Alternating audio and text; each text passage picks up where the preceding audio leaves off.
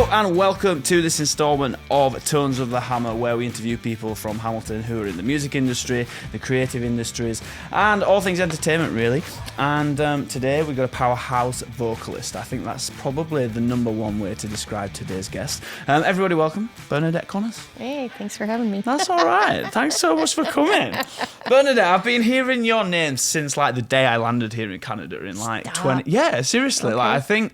You know, before I came to Canada, I was researching on Instagram, right? A lot of like artists and studios and music people, and you were one of the first person that came up because I think you were just doing so much. I think you were doing your album Monarch or something, probably, or promoting it a little Always, bit. At that time. yeah. Always, Yeah. true musician, true artist there. And we're gonna get into all that, but for anybody that doesn't know Bernadette Connors, tell us about yourself. How did you get into music? Where did it all start? Oh my gosh. How are we here today?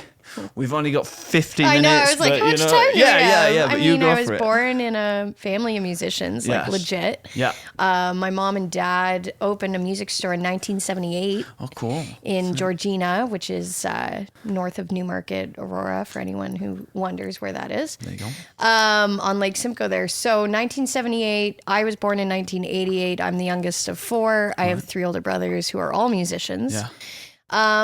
So that is where it started. I grew up in a music store. Surrounded by music. Yeah. And if we weren't teaching music and running the family business, we were playing music at church. My dad was the choir director. So I think between the sense of community and how hard we work as a family still to this day for the community of Georgina, as well as being raised in a environment where we were taught that singing was more than just music and it wasn't performing, it was an act of service.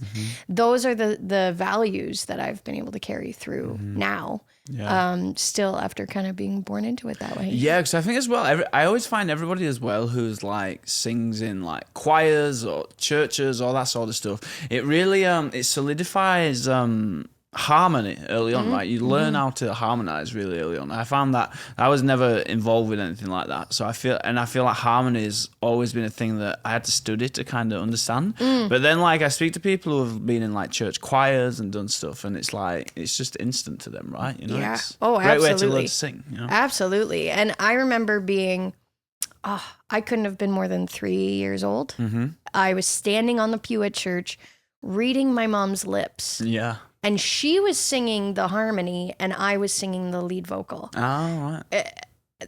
I was doing that at 3 years old. You Yeah. can't buy that experience. Yeah. You just brought up surrounded by it, right? Yeah. Happy birthdays sounds pretty epic with Yeah. my family. I can imagine. You should record it. And Yeah, release you know it, what? We should. Yeah, it's copyright free apparently. So you know, yeah. So you grow up in Georgina. Did I say that right? Yeah. So you grew up in Georgina. So how do we turn from singing as a youngster sort of thing? What turns Bernadette into like an artist and songwriting and all that sort of stuff? Yeah, great question. I always expressed myself through singing. Yeah. I really did. Like, I remember those like Fisher Price recorder Yeah, things. yeah.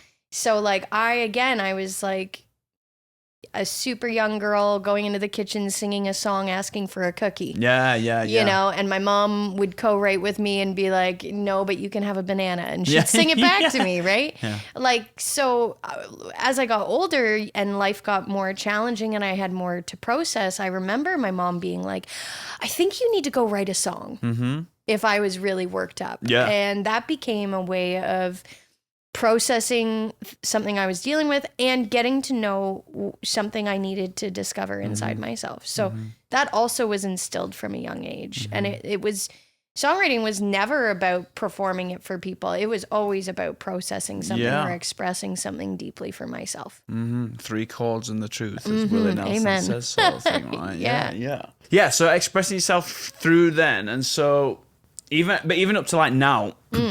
So again, we talked about your album Monarch very briefly, and we'll get more into that soon. And so you moved to Hamilton in 2021. Yeah. Okay, I was going to say 3. Then. I know. I nearly did. So you moved to Hamilton in 2021, but prior to that, you've been an artist, so you've been releasing music prior to that and playing around around Georgina, just Georgina. Yeah. So I was gonna say, have you kind of, to what extent really like was you playing before you got to Hamilton? Yeah, so I was playing in bars, I was hiring musicians, hired guns, and taking show opportunities that I still have now, like playing in Collingwood at Blue Mountain and stuff like that. So I think I did a very good job building relationships and a community around my career up until 2021, with knowing that I was working in a community that was being supportive and working within the family business, which was serving my goals. Yeah. And then eventually, and I think this is kind of the challenge, was like eventually I hit a point of diminishing returns where I wasn't serving expansion anymore. So Georgina is a small town, right? Yeah, it's under 40,000. Oh, wowzers, yeah, super 40,000, small, yeah. That it like grew up to that. Yeah. So, and also, and I say this with like gratitude and love. When you grow up in a community, that means a lot of people have notions of you or assumptions about you and what you're capable of. Yes, I can relate to that. Yeah, right. Yeah, totally. So small town, it's kind of small town syndrome. Yeah, and like. And I think that Hamilton has qualities of small town that also could have that. Yeah. But because I showed up in 2021 with a different version of myself than the 5-year-old or the 10-year-old or the 20-year-old that Georgina got to know, those phases of my life don't exist in this city. Yeah. So I can show up and be like, there's not no trial and error, but there's a lot less trial and error in showing up fully myself. Yeah, and it's kind of like a fresh start, right? Yeah, that's it. It's kind of, I feel the same, because like I came here in 2023 and that was exactly the same. It's like in the UK, it's like country music's not really absorbed as much as it is over this side of the world. So it's like you come to a new town and it's kind of like, all right, well, this is a fresh start, fresh network, fresh people, fresh places to play. Yeah. It's like you're resetting your whole artist career. No one's seen me perform after 10 beers. Yeah, exactly. Yeah, it always sounds better after 10 beers. That's what I always say, right? So then we let's get to your album Monarch then. So I've heard so much about it because I've seen posts, I've read things on the internet over the last few years that have come up about it. You did a live performance at Grant Avenue recently, which was, man, if you've not seen that note that Bernadette hits on that, it's pretty cool, man. So you should check it out, literally. We'll put a link below to that. But yeah, how did Monarch come about? Because I always think when you do an album as an artist, I've not had the guts to do an album yet, because I always feel like when you do an album, it's a solid 10 songs. It's like a total piece of art, right? It's a lot of work. So yeah, how did it come about? It's interesting. Great question. Monarch the record started when my buddy Stu Weinberg and I started writing together in 2019. So we played a show together, I want to say June 2019. Okay. We met, and by that fall, we started writing. The first song was Blame Me, which is track number 2. And Stu is like this fountain of zero doubt. Yeah. Which I love. So we finished writing the song and he was just kind of like, this sounds great. And I believe in that moment we discovered the sound that Bernadette Connors wants to, that embodies me as an artist, where it's a little blues, it's a little rock, it's a little something. We're not shooting for anything when we write. We're really listening to the melody and the lyric, because that's usually where I start. And then we go into what's the riff, what's the music and arrangement around it, where are the moments, etc. And it really follows the vocal line, I would say, in the lyric. So yeah, by I would say January 2020, Stu and I probably had 5 or 6 demos, including Monarch, Run Wild, Feel It Too, and Cards. And so all those songs were kind of demoed with Stu. And then I met with John Angus in early February 2020, before the pandemic had hit. And we were just kind of hanging out to see if we would be gel well together. Yep. And we wrote a song called Oh Savannah, which I had started the night before with a friend of mine, Savannah, and brought it to John Angus and was like, well, let's try this. So to have a killer rock dude crush a song about female empowerment was it was like, okay, like we can collaborate on this. And later bringing Colin and Chris Kirby on the co-write on the lyrics on that, like sitting in a room full of dudes who got it and could like really distill the idea down into the exact feeling and message we wanted it to translate to was like amazing. So then we took that and a few other tunes that I had kind of written on my own, Why Should I Be Sorry, all the way to Nashville and Georgina, and then we brought it to the whole team and ended up combing through it. And then June 2020 was fast and intense, and we were the first recording session after we were locked down for the pandemic.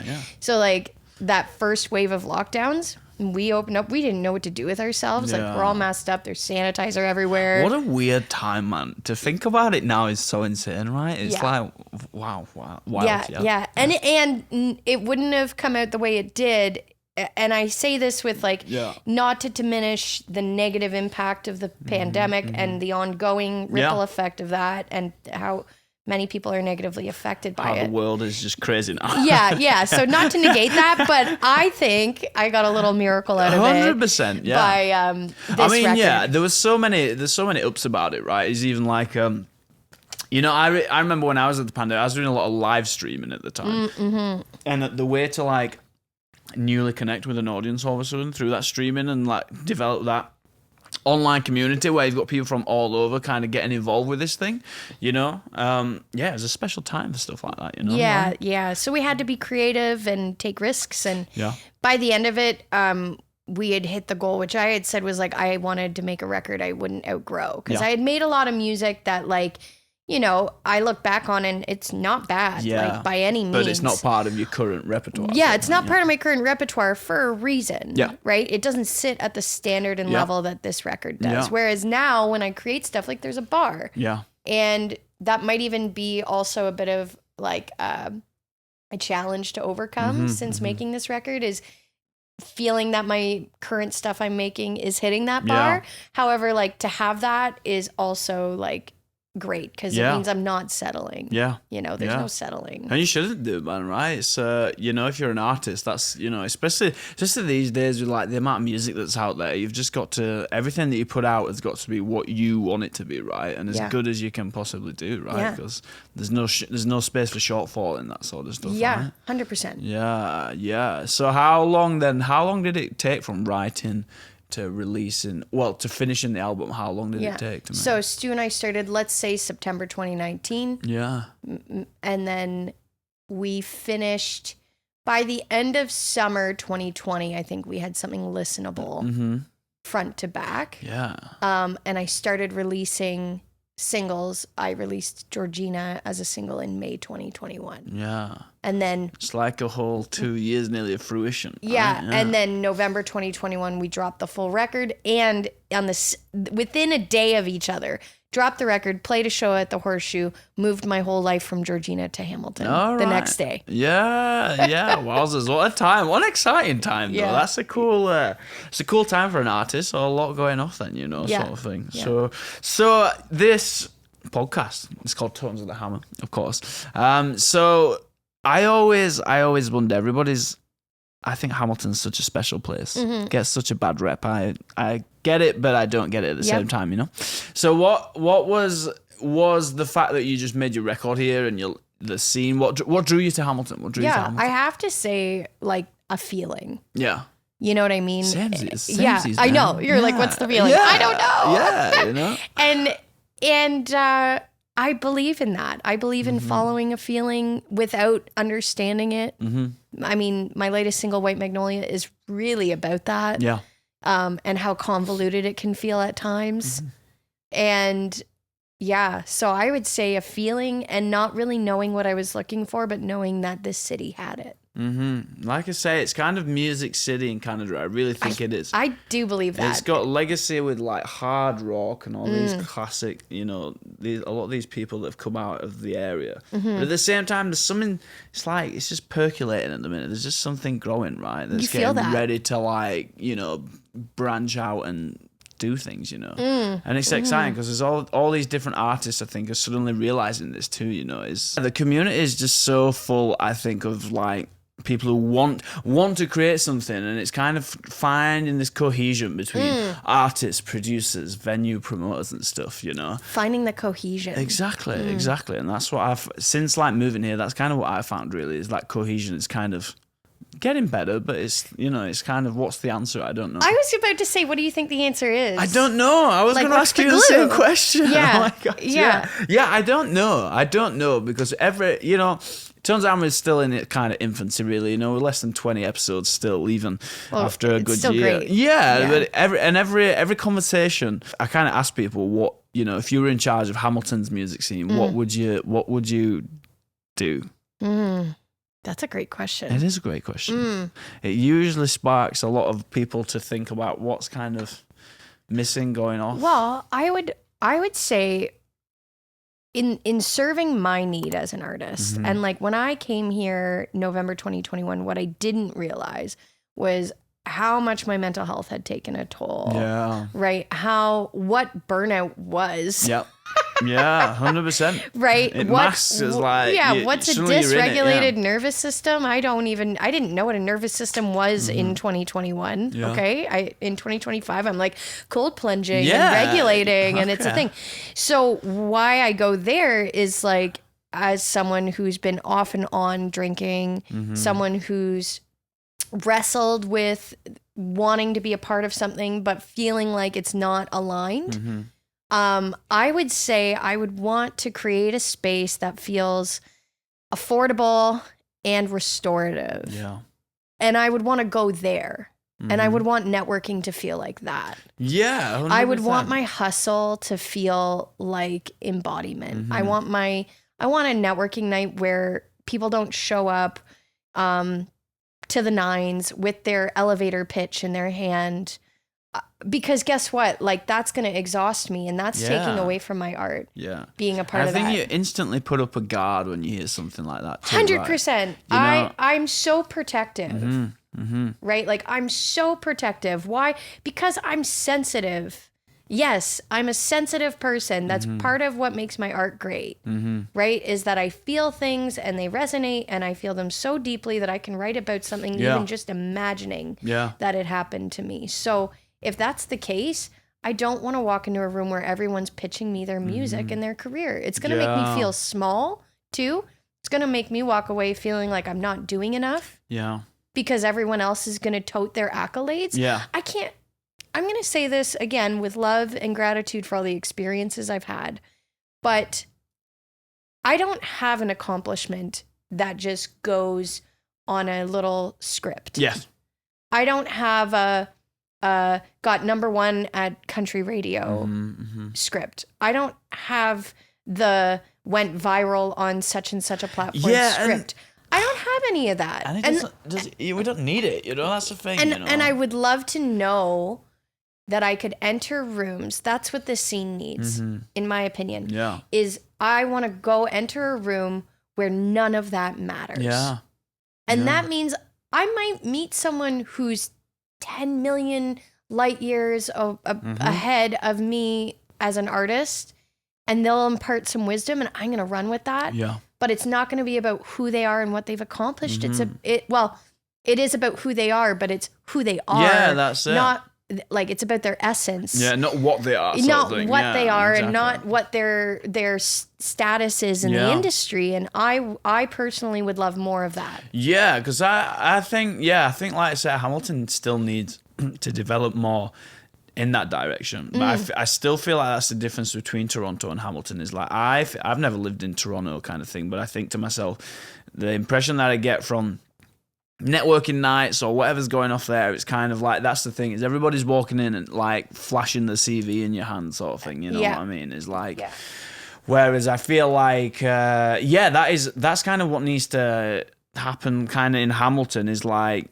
I do feel like it's a lot more of a working musician kind of community. Blue collar. Sort of. Yeah, you know? Very blue collar. And I feel like, there's still space for that, of like breaking down those walls of like, everybody's trying to outdo each other sort of thing. You know? 100%. You know? Yeah. And I've been here 2 years, but it still feels fresh to be like discovering what's going off out there. Yep. There's a rapper in town called K Triggs, and he always says community over competition. That's the 100% the thing, because it's like there's space for everybody to create and do the thing, right? Yeah, and I think that it is a delicate balance, because it is community over competition, and there also are only so many opportunities. Yeah, totally. And that's okay too. Yeah, that's okay. So but like, does that mean that it's not competition, or does that mean it's competitive, but not in the way of sports? Yeah, exactly. Right? Yeah. And like, so what are we competing? What does good sportsmanship look like in the Hamilton music scene? What does that look like? Yeah. Does it look like helping each other out when you can? Does it look like having conversations around codependency and how to undo that in a music scene? Because that exists. Ooh.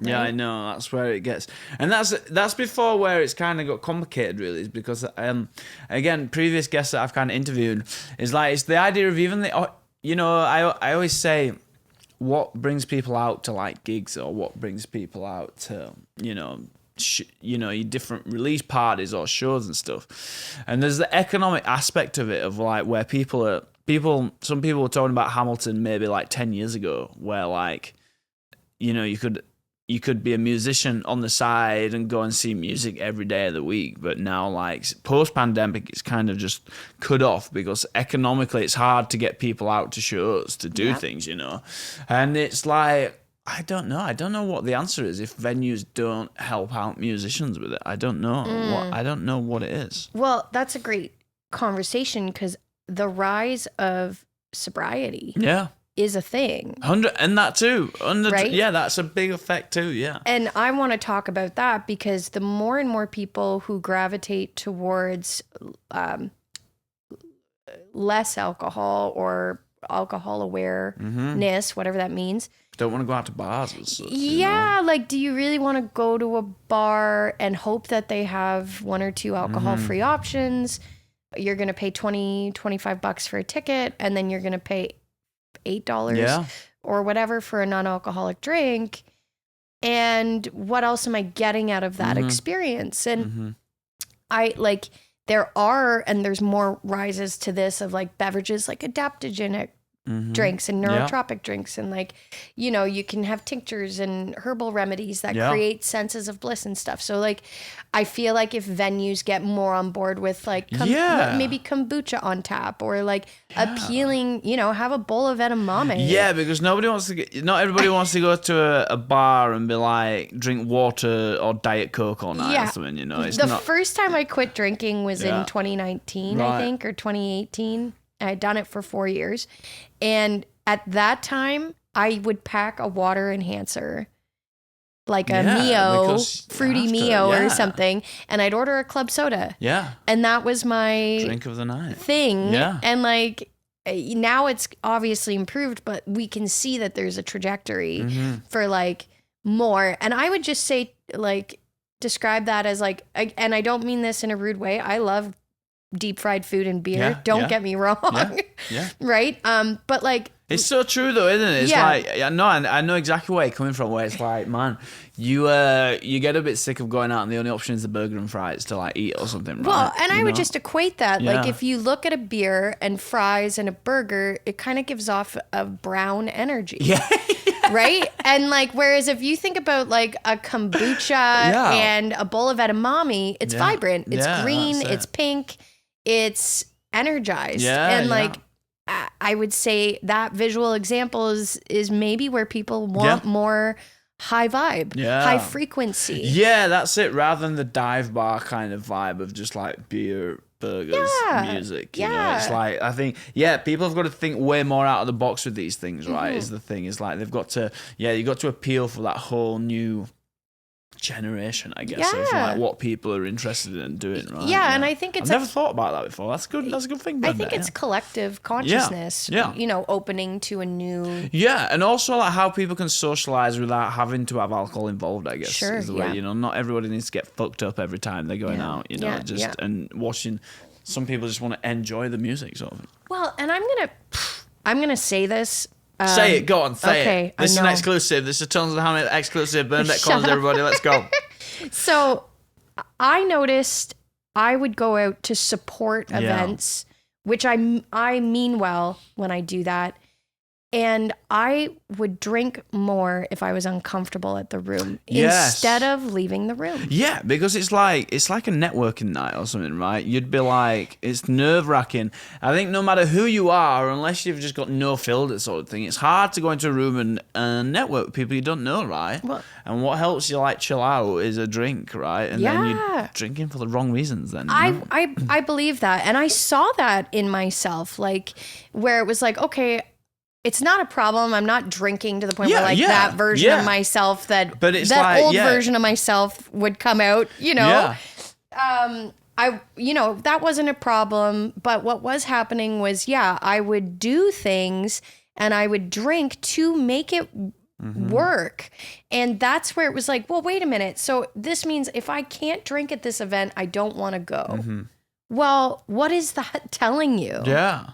Yeah. Right? And I don't think that's telling me that I have a problem. No. I think it really tells me that my body wants to be in a different space. Yeah, 100%. 100%. So then the answer is then, how do we make networking more comfortable for people? I know. I know. We need more icebreakers at networking I events. believe, and I think a conversation around putting your mask down once and for all. And like, I hesitate to say the term safe space because I don't want to say this is a safe space where everyone can come and feel accepted, because I think that language has been twisted a little bit to people who are severely need some serious help are entering these spaces and trauma dumping into these spaces. Yeah. And I know and it's just you not need the help, place for it, right? And it's just not the place. Yeah. Right? So like, how do we tell people to be aware of their energy, be aware of what you're bringing into the space, but that means not performing. You're not performing here. Yeah. Our cell phones are away. Yeah. This is not an event where we're posting on social media. This is an event where you feel cared for and I feel cared for. And together we can feel comfortable and safe in our own skin to say a little bit more about genuinely who we are. Yeah, because a networking night especially, it doesn't even have to be, we're not all going there to plan our next album together or our next event together. Like an agenda. Yeah, you know? We're just planning there to have a chat and get to know each other and just, see what the vibe is, I guess, is the thing, right? Right, but an artist, like, and I am this artist at times who's hungry for the next thing. I was going to say, it's hard. It's hard not to put your agenda away. Totally. Because, like, moved here in 2021. I'm like, hi, I'm Bernadette Connors. I made a record with John Angus. Yeah. Blah, blah, blah, blah, blah, blah. Yeah. Here's my record. I was this person. Yeah. And now I realize, like, I pushed opportunities away by acting like that. Yeah. Because I wasn't listening. Yeah. Self-awareness. It's good. It's cool. But yeah, that's it. But it takes, it does take a lot. And especially, it's just the artist kind of personality where it's like when you've got something that you're so proud of, you think is so cool, it's hard not to shout about it. And it's hard not to be like, this is really cool. Why? I want everybody to listen to this and know about it, It's like, I think every artist can relate to that, you know? And it's tough. And I think knowing there's a time and a place for that. When I'm on stage, that's when I'm supposed to be shouting about it. Yeah. I want you to like it. I want you to like it. And I'm going to play it so that you go home and listen to it. That's like, I know a good metric for me is my Spotify listeners go up after I play a run of shows. Yes. That's a great metric. Yeah, that's It's not massive. I'm not going viral, guys, but like 7 more monthly listeners. Hey, it makes a difference. And that's a real listener. That's real. That's a real listener. That's not like a playlisted listener, is it? That's somebody that's like taken the time to search you out and find your music right, which is it, which is what's all about creating that fan base, Yeah. So we talked about your album and stuff, Bernadette. So what I'm interested in is because, rock singer, powerhouse rock singer is how I introduced you or whatever. But where's the influences come from for your music? Who you're growing up listening to? And when you're writing, who was the artist that was like, speaks to you sort of thing? So I super struggle with this question all the time. It's tough. I like every single singer in the world. So it's like, how do you pinpoint it down? And I have answered this question many different ways.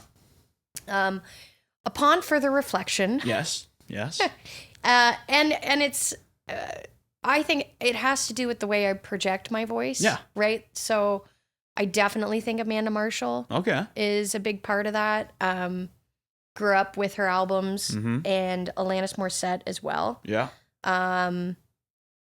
And I remember there was a time where I was like learning a little Melissa Etheridge. I was probably 16, learning a little Melissa Etheridge, singing some No Doubt with my brothers because they were musicians. So they were like, we need a female singer for this No Doubt song. Yeah. Right? And then I'd be like, yeah, my time to shine. Yeah, exactly. So I definitely think Amanda Marshall is like top of the list. And after seeing her and Alanis, both of them moved me, and Serena Ryder, all moved me in ways that spoke to my like being as an artist. And so, yeah, I would say.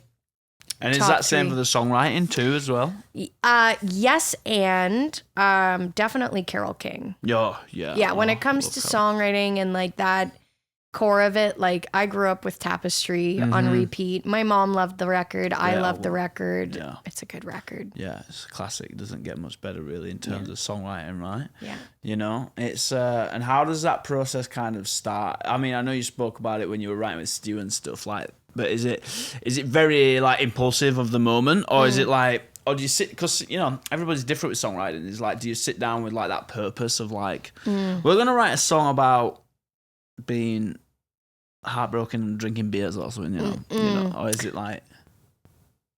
I would say typically it's impulsive, the initial idea. Because I imagine like when it's a writing session as well, you know, you kind of come in with something half in mind or seeing what happens. There's always something. There's always something. Every song has a seed. Yeah, and every seed, I think, the good seeds don't really come from me. Yeah. They come through me, as Carole King might say. Yeah. And, so when I think about that, like most recently, the White Magnolia track, I co-wrote it with John Angus then brought it to Stu, and we produced it up from what John Angus and I did and finished it up and added the big note. Stu's good at bringing that out in me. But originally when I got to John Angus's, I just had the chorus melody, and the lyric White Magnolia. That's all. And a new love of Brandi Carlile. Yeah. So like, it was like, I'm in love with Brandi Carlile. I'm invigorated by her right now. I have You and Me on the Rock tattooed on my arm in my husband's handwriting. Like, you know, so it was like discovering her sound and her essence of being in her music. She's an incredible songwriter, man. And what an artist, right? And purposeful, right? So to be living in that discovery of her and discovering the White Magnolias in Hamilton and being like, we're in a city, what's this about? And I was still very curious. Like the first time I saw a cockroach in Hamilton, I called it a city bug and wrote a song about it. I didn't know what it was. I was like, oh, a city bug. Then later I was like, cockroaches. There's a lot of them in Hamilton, I imagine, right? And then so I definitely think the seed and a little, it's usually a little something and a melody, and then I go off of that. And I bring that into a co-write. Yeah, totally. Because wow, with a voice like that, how can you not bring the melody in and stuff? You know, that's the thing. Yeah. So what's the plan going forward? So we got the album out. Yeah. Which is incredible. You should listen to it. There'll be a link down below, guys, or wherever you're listening. What's the plan for Bernadette Connors coming up? What's the 1 year plan? What's the 5 year plan? What's the 10-year plan? What's your 5 year plan? I am not, hopefully not getting kicked out of Canada is going to be mine. So that's my next 1 year plan. Okay. So, I mean, of course I have another body of work sitting in my phone. Like it's almost like shameful at this point. Voice notes, album kind of vibes. I just feel like if I go through these notes and comb through them with the guys that like, we're going to have another 2 records worth. Like I mean, it's, you know, the business side of it is like, I have to pay for this. Like that's the 100%. reality. So 100%. like to hit the studio and create what I have it's not in my means right now. And that's like perfectly fine. I'm not upset about it. I'm accepting that it's just not the time. Yeah. What I learned with Monarch is like when it is the time, everything starts moving. And I say that a bit elusively because the momentum kind of picks you up, right? You ride that wave of what's going. Like you couldn't control the kind of support that I got behind Monarch. It was all timing and all individual people coming together to create an impact in my life, which I believe my art's about creating an impact in your life. Yeah. So that was really beautiful that people did that for me. So the next year plan is like, I'm a voice coach. I love coaching. So I'm still coaching a lot of people now and loving it online and in person. And then, kind of pulling back these seeds and bringing them into fruition, in the next however long that takes. So, for example, I just wrote a song and I demoed it myself, which was like, go me. So you do a little bit of the... I dabbled. Like I sent it to people and was like, don't judge my producing. Yeah. But my drummer that I've been working with, Jeremy Kleinhans, he goes, and he didn't drum on Monarch. He just learned Monarch and plays it in the show. And he's drummed on my last 2 singles, History and White Magnolia. And I sent it to him and I was like, I want to do something with this. And he said, wow, it has Monarch vibes. Which, like, I don't know what to tell you about that other than it has the essence of an album that I'm proud of. Back to what you were saying about the standard, the threshold. And I think that's a huge accomplishment for me in the sense of translating an idea fully independently, because that album, that bar was set with a team. And now I can meet that creative distillement on my own. That's not a word, but distillation. That's the word. That the word? Oh yeah, figure it out. Oh yeah, it's just through whiskey, I guess, and stuff. So to get it boiled down to like just knowing I can do that is I'm proud of that. So there's a lot of vision, and we'll see what comes to fruition, because that part is as much as I can work my ass off. You can say whatever you want. As long as I can work my fucking ass off. Yeah, exactly. As hard as I can. What's in my control is the songs and the music and the team, and then what's outside of my control is whether or not I get the grants I apply for. Right? Whether or not I get funding or support, whether or not fans decide to tip me through Spotify or hit my website and buy more merch. Like, all of that is not in my control. It's a real hustle as an artist, right? Is to find out where the next book is coming from, sort of thing, for this sort of thing. Because I think for people who listen to music, I was literally thinking about this the other day, how people who listen to music, there's never been a better time to be a consumer of music. You can listen to whatever you want for next to nothing. And it's like, I think they don't understand how much it takes to make good music, right? And how much like cost is involved with mix engineers, recording engineers, producers, mastering engineers, and artwork people, and blah blah blah blah. It's like it's such a worry and a frustration of like, I've got all this I want to do, but it's like,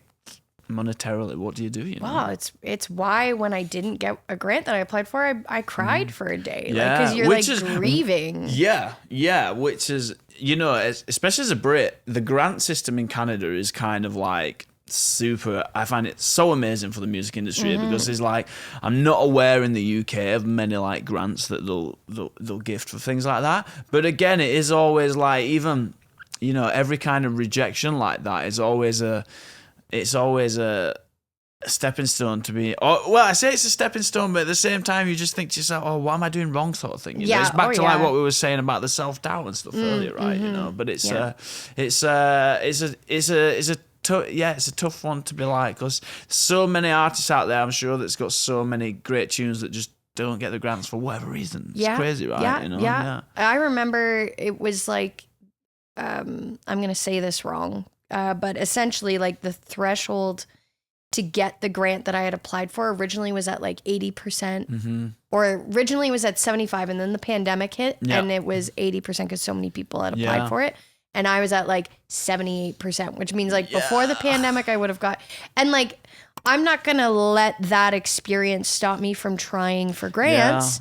You know, and I've heard I've been in this position too. And a lot of peers will be like, well, why do I bother putting 30 hours into writing this grant if, you know, I could be putting that into my music? I'm like, I get that our time is valuable, but also don't let one failure stop you from, in fact, I almost want the regular dialogue to be like, you're probably not going to get a grant until you apply for 20. Yeah, that's what they say. Know, like, that's what they say. You're probably not going to get your first one, right? Yeah. And that in itself, you know, that's why people get paid to write grants is a special art, because it's like, you know, I sucked at essays at school, man, and writing like that. So it's like, if you're not versed in that, then it's tough, right? You know? Yeah. And I think that, like, going back to the wanting to put it this way, like birth your ideas into the world, like you're going to put a lot of weight on that one thing. And I think that's where we get it wrong. We put like the timeline,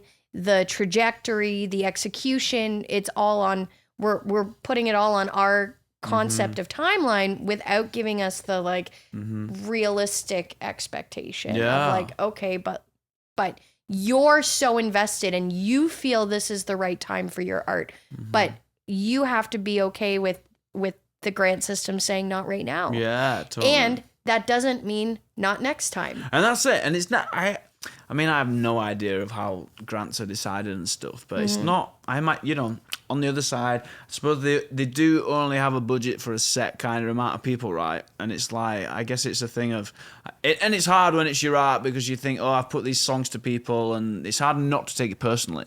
But at the same time, as somebody's deciding it on a, you know, there's a lot of competition out there, right? Well, let's go back to that, because you're saying there's a lot of competition, but we want community over competition. But only so many of us are going to get that funding. Yeah. How do we cheer for each other? Yeah, because it's hard, right? It's hard because, you know, I'm sure people kind of get the, you know, green-eyed monster if somebody gets a grant and you think, oh, probably, why didn't I get the grant and they've got it? You know, I've been butthurt about not getting a grant and then being like, really? Like, but, and then I learned something about myself. Yeah. You know, and that's the next step. Yeah. Right? Is be jealous. Yeah. Be a total jerk when you see someone get something, and then ask yourself, why am I acting like this? Why am I doing this? Yeah. Why am I reacting like this? Yeah. What is bothering me? Yeah. Why did I think I deserved that? Yeah, over that person. Right? Sort of thing, Because they got it, and they got it rightfully so, but just not to my comprehension. Yeah, because they might be good at, like I said, they might be better at writing an essay style writing than you know. Hey, sure, they might be better at grant writing, and you might be great at art and suck at everything else. Now I feel like we're really talking about me. No, I'm the same. Trust me, I'm the same. I've never applied for a grant, but this would be me. This would be me, 100%. And here's the other flip side of the coin. I've gotten a grant once. I applied for a grant to do a concert in Georgina during the pandemic. Yeah. It was a community event. It was the Economic Development Committee, and I did get the grant. However, let's remember that the grant doesn't fund everything, and the grant comes with strings attached. Yeah. So I had pitched this budget I had a great idea. It was a $90,000 budget, and I could scale it back if things didn't pan out with funding, with sponsors. But I had a team of people saying, we're going to go after sponsors. We're going to do this. This was March 2021. These conversations were being had, right? And I locked in a barge at a certain price and this and that. Fast forward, once things started opening up in 2021 and people were working more than they expected because we got unlocked down. Yeah. Those people who were going to chase after those sponsors disappeared. Yes. And the people who said they were behind it were doing what they had said they were going to do in March. Right? So come fast forward to August 2021, I've promised a boat show and I've received a grant for it.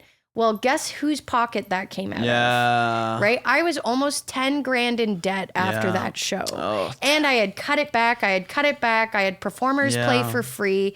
I played for free. Like, it was just about the talk about being community oriented to the point where I almost had to sell my car after. Right?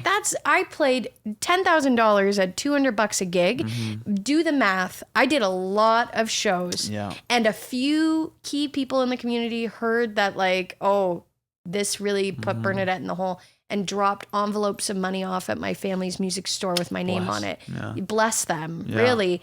And again, community, right? Yeah. So I gave so much to that community, and then it felt like, oh my gosh, like, you know, but like that was because I said I wanted a grant and I made a business plan and I did all the things, and it didn't go as planned. Yeah. So, you know, the factor grant or the whatever grant that you're going into your recording vision with, thinking that's going to solve your problem, you have to recognize it comes with other caveats. Totally.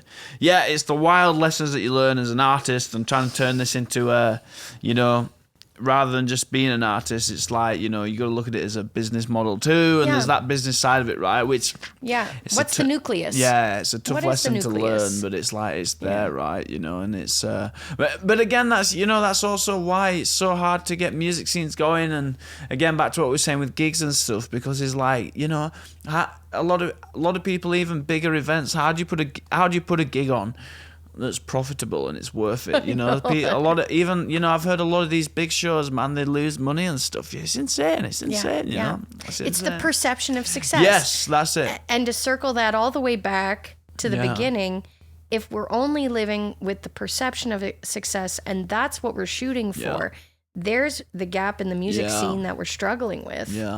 Is we're aspiring, thinking that's success, and then we get to the other side of it and we realize, oh, it's not what we thought. Yeah, exactly, right. It's kind of, I think in a way, because the music industry changed so much, I feel like it's just like shaking off the old adage of like the 60s, 70s rock and roll star, which used to exist, which used to be the goal sort of thing, but it just isn't there anymore, right? Fair. I mean, I would love to be a 70s rock and roll star. I would love to, man. I would love to just, like, you know, out there on Montreal stage or whatever it is, you know, the big festival with Jimi Hendrix played or something.